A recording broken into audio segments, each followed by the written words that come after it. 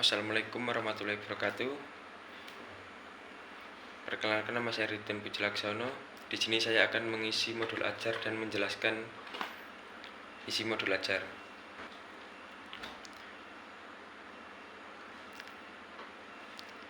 Di sini modul ajar yang saya akan jelaskan adalah mata pelajaran Pancasila untuk kelas 6 fase C dengan topik mengenal norma, hak, dan kewajiban. Di sini pertama-tama kita memasukkan logo Tutwuri Handayani.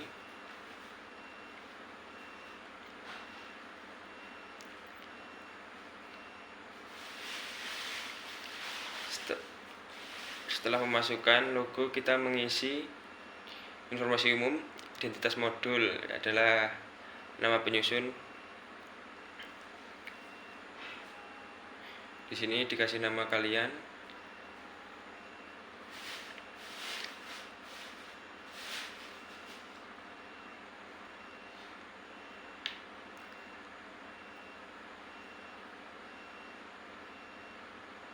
Kemudian satuan pendidikan adalah SD kalian, SD yang kalian ajar.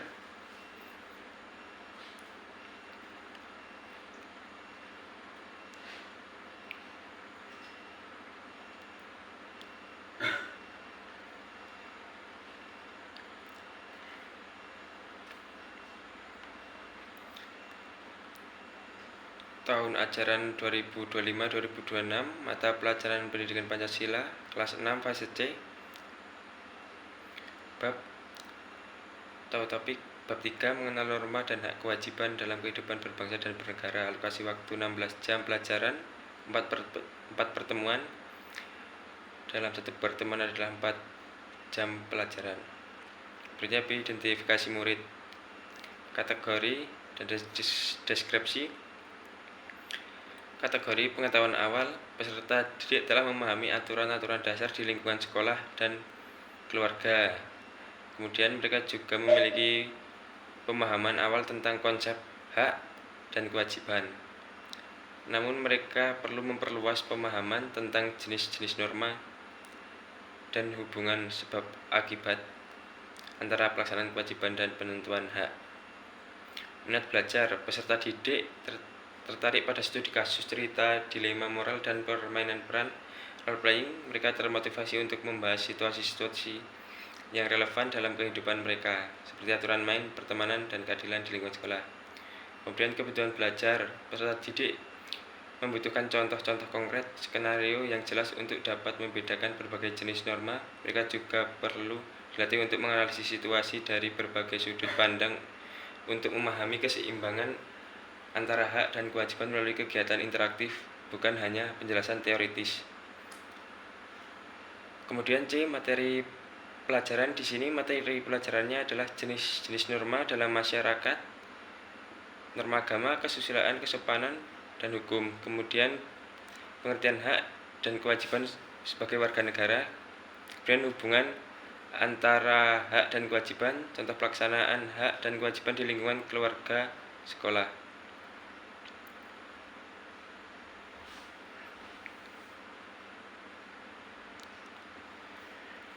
Kemudian D, dimensi profil lulusan.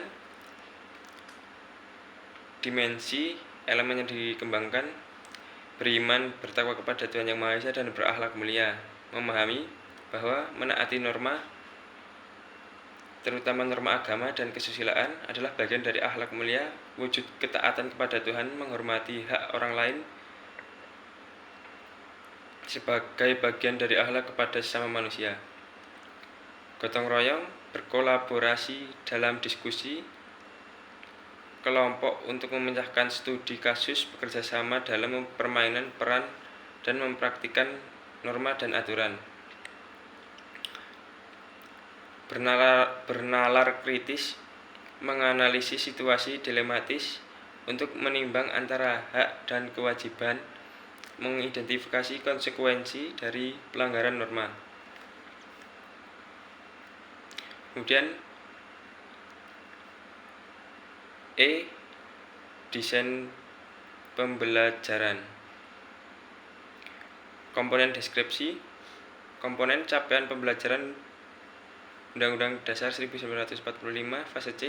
Deskripsi peserta didik mampu menyajikan hasil identifikasi bentuk norma, hak, kewajiban, dan kedudukannya sebagai anggota keluarga, warga sekolah, dan warga negara. Lintas disiplin ilmu bahasa Indonesia, menganalisis cerita, menuliskan pendapat, PKN, konsep hukum dan aturan sosiologi, interaksi sosial, dan aturan masyarakat. Tujuan pembelajaran, peserta didik mampu mengidentifikasi berbagai bentuk norma serta menjelaskan contoh pelaksanaan hak dan kewajiban secara seimbang di lingkungannya. Praktik pedagogis atau pendekatan deep learning, model pembelajaran berbasis masalah, problem based learning, pembelajaran kooperatif, metode analisis studi kasus cerita, role playing, diskusi kelompok, sortir, kartu pembuatan poster. Pemanfaatan digital, menampilkan video singkat tentang skenario pelanggaran norma, misal simulasi lalu lintas atau video tentang hak-hak anak. Kemudian di berikutnya adalah pengalaman belajar atau rincian pertemuan. Ada blok 1, memahami aturan main kehidupan atau pertemuan 1-2. Pertemuan 1, 4 jam pelajaran. Mengapa kita butuh aturan? Tujuan pertemuan, peserta didik mampu mengidentifikasi berbagai jenis norma melalui kegiatan klasifikasi. Kemudian kegiatan awal 15 menit, joyful learning, adalah guru mengajak peserta didik bermain lampu merah, lampu hijau. Kemudian setelah bermain, guru bertanya apa yang akan terjadi dalam permainan ini. Tidak ada aturan. Apa yang terjadi jika semua orang boleh berlari kapan saja. Diskusi diarahkan pada kesimpulan bahwa aturan membuat permainan dan kehidupan menjadi teratur dan adil. Dan berikutnya kegiatan inti 65 menit, meaningful learning. Peserta didik dibagi menjadi beberapa kelompok. Setiap kelompok mendapatkan setumpuk kartu berisi contoh-contoh pembuatan. Kemudian guru menyiapkan 4 wadah atau area papan tulis dengan label norma agama, norma kesusilaan, norma kesopanan, dan norma hukum. Kemudian tugas kelompok adalah berdiskusi dan menempelkan setiap kartu pembuatan ke wadah norma. Yang paling sesuai diambil sambil menjelaskan alasannya. Selanjutnya, setelah semua kartu tertempel, guru memimpin diskusi kelas untuk membahas hasil klasifikasi, memberikan koreksi jika perlu, dan memperjelas perbedaan setiap norma. Kegiatan penutup 10 menit, refleksi dari 4 norma tadi, norma manakah yang sanksinya berasal dari hati nurani kita sendiri. Pertemuan kedua, 4 jam pelajaran juga, dan kewajiban dengan judul hak dan kewajiban 2 sisi mata uang. Tujuan pertemuan, peserta didik mampu menjelaskan hubungan timbal balik antara hak dan kewajiban. Seperti tadi, awal kegiatan 10 menit, guru mengajukan pertanyaan. Seperti contoh, di sekolah kalian punya hak apa saja, lalu apa saja kewajiban kalian sebagai siswa. Kemudian guru menuliskan jawaban siswa dalam 2 kolom, hak dan kewajiban. Kemudian kegiatan selanjutnya adalah kegiatan inti, waktu 70 menit, mindful learningful learning. Pertama, analogi. Guru menunjukkan sebuah koin dan bertanya kepada siswa. Setelah itu, guru menjelaskan bahwa hak dan kewajiban itu seperti 2 sisi mata uang, tidak dapat dipisahkan. Berikutnya studi kasus, guru menyajikan sebuah cerita dilema singkat, seperti contoh ini.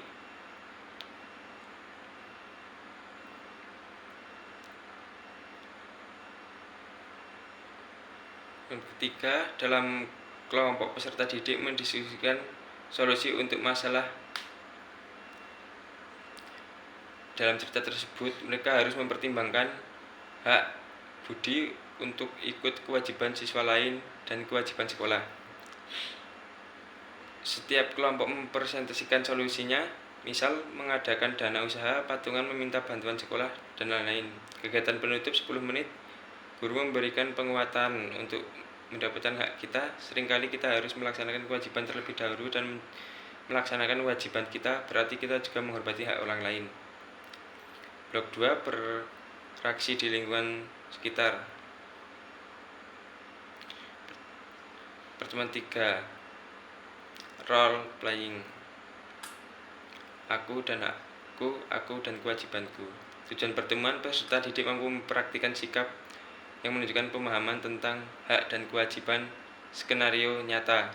Kegiatan awal 10 menit. Guru membagi kelas menjadi kelompok kecil. Kegiatan inti 70 menit, joyful meaningful learning. Setiap kelompok mendapatkan satu skenario untuk dimainkan dalam permainan peran role playing.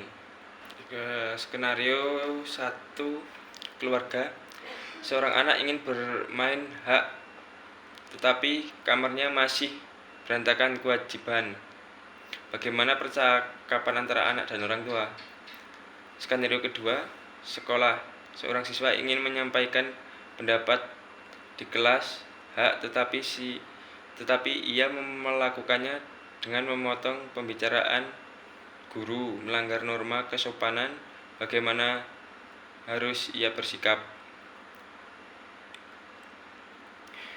Skenario ketiga, masyarakat. Warga ingin lingkungan yang bersih adalah hak, tetapi masih ada yang membuang sampah sembarangan, melanggar kewajiban. Bagaimana warga menyelesaikan masalah ini? 2. Setiap kelompok diberi waktu untuk berdiskusi dan berlatih.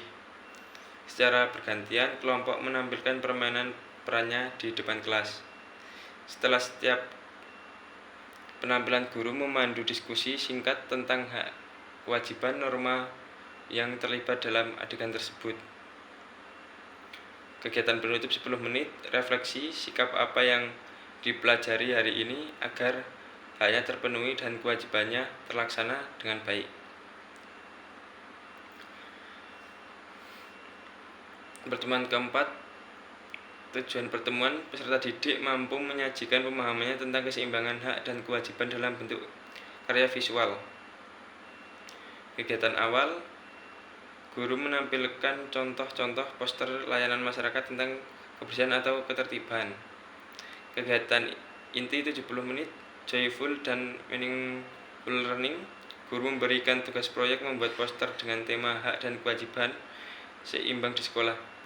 Poster harus menggambarkan tentang visual hubungan antara satu hak siswa dan satu kewajiban yang berkaitan.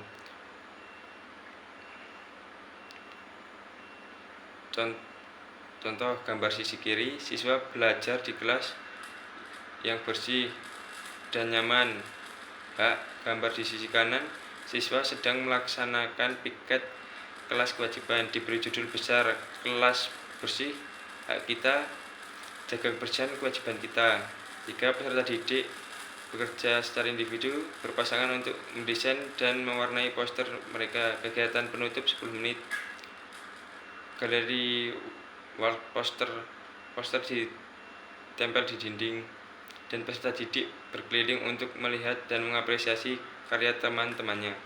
Guru menutup bab dengan menekankan bahwa menjadi warga negara yang baik berarti memahami dan menjalankan norma serta menyeimbangkan antara hak dan kewajiban. Asesmen, jenis asesmen, teknik instrumen. Asesmen permainan benar salah secara lisan, di mana guru menyebutkan sebuah pertanyaan tentang aturan, hak atau kewajiban, dan siswa menjawab. Kemudian asesmen formatif, penilaian kinerja, rubrik untuk menilai kegiatan, klasifikasi kartu, norma, dan penampilan role playing. Observasi, catatan observasi selama diskusi, studi kasus, perkembangan nalar kritis, dan kemampuan kolaborasi siswa. Asesmen sumatif, penilaian produk, menilai poster hak kewajiban seimbang menggunakan rubrik, dan menilai kesesuaian konten hubungan hak dan kewajiban. pengayaan dan remedial, yang isinya pengayaan peserta didik sudah mahir dalam diberi tugas untuk melakukan wawancara sederhana dengan petugas keamanan atau petugas kebersihan sekolah tentang aturan hak dan kewajiban berkaitan dengan pekerjaan mereka atau menulis laporan singkat. Remedial bagi peserta didik yang masih bingung membedakan hak dan kewajiban, guru memberikan daftar pernyataan sederhana dan meminta mereka untuk memasukkannya ke dalam 2 kolom, seperti kolom hakku dan kolom kewajibanku dengan bimbingan langsung. Refleksi diri peserta didik dan pendidik. Refleksi peserta didik, murid mampu menyeimbangkan antara meminta hak dan menjalankan kewajibannya di rumah, di sekolah, dan sikap apa yang harus dilakukan untuk memperbaiki agar bisa menjadi anggota keluarga dan siswa yang lebih baik. Refleksi pendidik, apakah metode studi kasus dan role playing efektif dalam membantu siswa memahami konsep, norma, dan kewajiban? Bagaimana pendidik bisa membuat contoh-contoh lebih relevan tentang